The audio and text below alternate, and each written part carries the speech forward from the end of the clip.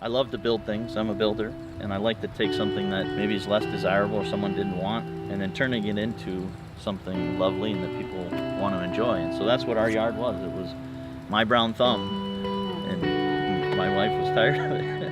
My name is Mike McIntyre. I'm the construction manager at Spring Meadow Nursery, home of Proven Winners shrubs. My name is Carrie McIntyre, and I am the keeper of this garden. Friendship Garden's been around 3 years. Started in early April of 2015. Essentially, the garden was a way for our family and friends to kind of join in with my family and my children.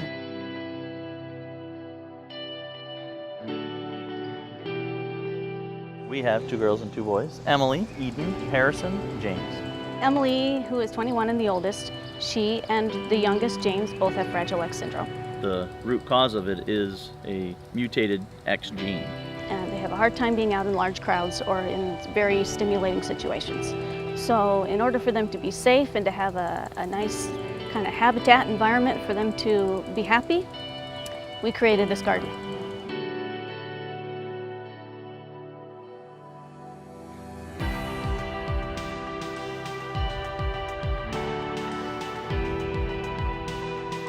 There's a spectrum within Fragile X. So my oldest is what we call high functioning, but sensory averse. Sensory input is very challenging for her. So as a child, there was a lot of things that were normal to everybody else was very traumatic. And a housefly is a terrible thing. And a thunderstorm is a terrible thing. The thing about James is the opposite of Emily as far as sensory. He's what we call sensory seeking. He can't get enough noise, enough motion, enough movement. So the fence was a huge part of our peace of mind. The design of the front yard is that when you exit the house, you're in the garden. So if our little one were to get out, we don't worry. We know he's out in the garden. And it's dual purpose. We love the look of a fenced garden. When you have a kid with autism, you have a lot of expectations that there are things you can try all these things and something's going to be a magic bullet. It's going to change their life. If you know what it is, then you start living more of a cycle instead of a line. Both of the kids, James and Emily, both enjoy seasons. The garden helps that a lot too, because Emily keeps track of what's in bloom when. There's some tulip bulbs out there that my mother and Emily planted together, and Emily's always in the spring anxious to see the tulips come up. She marks that, that occurrence, that spring is here and the tulips are up. The tulips that I planted with Grandma every year.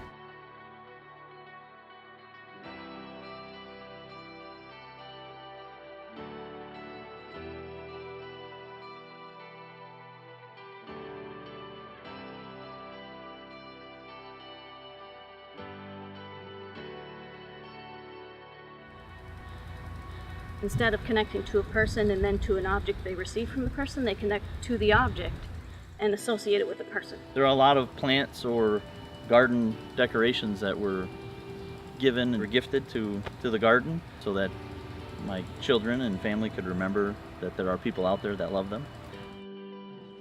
An Orange Dream Japanese maple we bought in memory of a dear friend who passed away. As the garden came to fruition, that happened, and so we bought a little tree in memory of Bob, and that's a great reminder, and their spouses and families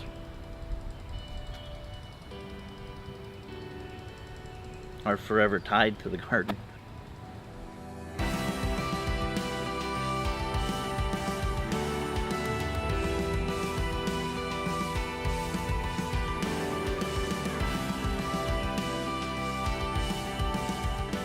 I really like the odd stuff. I like the eccentric stuff. I like the rare seeds and anything that's surprising.